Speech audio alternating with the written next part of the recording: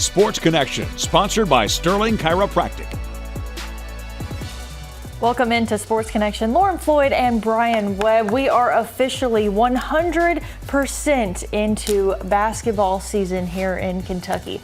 Football season for high school is out the way. We still have some college going on with bowl games and obviously the NFL, but we're really taking a deep dive into basketball now. We really are, but one last little hurrah for football. Congratulations, 5A Coach of the Year, Coach Mark Spader, and Chad Griffin, Hart County 3A Coach of the Year. That's awesome. I mean, to have those guys really step up, and we see the type of programs that they like to run, and a lot of success this year out there on the football field. Now we're talking about running on the hardwood. Hey, over on the hardwood, Western men's basketball, they were on the road. They took on Buffalo, and they had an absolute dominant win up in New York, 82-65. Don McHenry led the way at 16 points, 2 rebounds, 2 assists, and a steal. He's been leading a lot of these games for Western so far this year. He's really shifty. I like what I see from him. You could say he grabbed the bull by the horns. You can. You can. In this game, Western also led by as much as 25 points.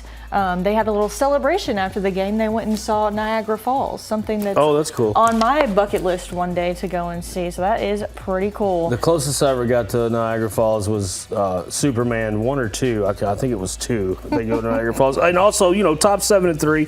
Got Wright State coming up Tuesday. They'll be back in EA Diddle Arena. And then they'll head to Austin Peay, I think, after that. Or Austin Peay's coming up. Yes, Austin Peay will be playing in Diddle Arena. Speaking of that, the Lady Tops were in action today in Diddle Arena.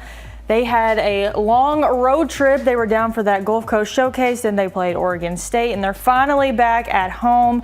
They played Ball State, where they did fall 67-59. This was a really tough battle between these two teams. I mean, steal after steal. It was back and forth. I mean, it was a really tough, tight game. Western, they went on some runs, and they really had a chance to actually come back and take the lead, but they ended up falling. They've lost 4 of their last 5, but they have played some really, really competitive competition within the past couple of weeks. Acacia Hayes, she had 22 points, 3 rebounds, 5 assists, 4 steals. She is an absolute animal on the hardwood, as well as Josie Gilvin. She had 10 points, a block, and 2 steals. Good game, for sure. I love the Lady Tops, and they're going to be just fine come tournament time. I do believe they're going to make us a little bit of a run there in Conference USA this year. We're going to switch over to high school. We had the State Farm 4th Region Challenge over at Bowling Green High School. We started with the first game, had Allen County, Scottsville, and Russellville. Allen County, Scottsville taking the win 70-20 in that first game. I will say one thing about Russellville, they don't give up. This squad is going to come together. They're still trying to put some pieces together, a lot of fresh talent that we haven't really seen that we're going to see as the season goes along. So they're going to be a team that you never really know what's going to come at you. I mean, right now they are struggling a little bit, but it's the very beginning of the season, so we're going to see them get better as the season progresses. Steenbergen over there, Allen County. Lady Patriot, pretty good player. She is great. That second matchup, it was Logan County and Clinton County. This one was a barn burner. It came down to the wire. Also on top of having to stop play due to the tornado warnings and being delayed for a while. This game went into double overtime. Logan County came back.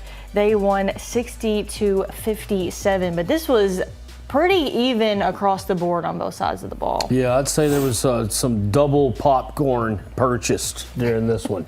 Sometimes one bag's just not enough, Lauren. Absolutely. And then we had Barron County and Greenwood. This was a very sought after matchup between these two teams. I mean, we knew that this one was going to be very competitive as it went on. Barron County ended up coming on top 64-47. I think the Lady Gators are a little better than some people are expecting them. They're actually a pretty good team. But the Trojanettes, though, my goodness, they're just hard. They're just hard to handle game in, game out. They are.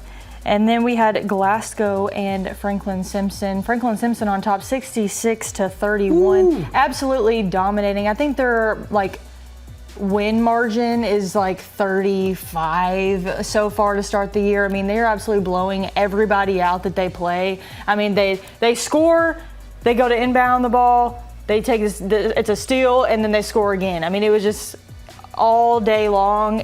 It was very in favor of the Wildcats. Ashley has got herself a squad down She there. does. Let's see what they do with it this year. The Lady Wildcats of Franklin Simpson. And of course, to end the matchup, host Bowling Green taking on Metcalfe County. This one was really competitive as well, and it was kind of back and forth a little bit and very close game, but Bowling Green pulled it out in the end, 52-44. Really good to see Riley Campbell back out there, a couple new faces, a couple young girls being able to go out there and play as well. Lady Hornets. My good friend Rachel Riley Martin was a Lady Hornet. Well, whenever we come back, Brian and I are going to take things over to Glasgow as we have the Lady Scotties joining us after the break.